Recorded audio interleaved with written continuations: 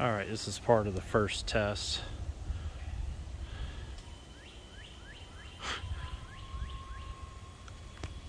Gate's got something missing on it.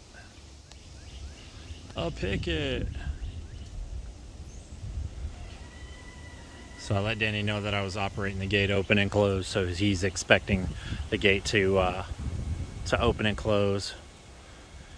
You always want to let the person who is doing the activity is the person that's responsible for making sure that the obstructions are clear and that everybody is out of the way of the gate when it's opening. It's not the person that you tell, hey, I'm opening the gate. It's still the person who's controlling the gate.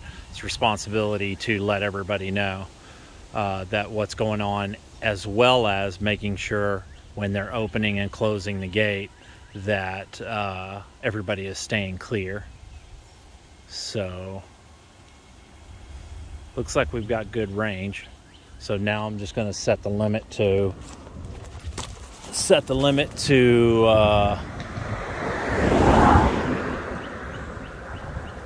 close just a little bit more on the right entry. Let it go about halfway, stop it, and then now I'll adjust the limit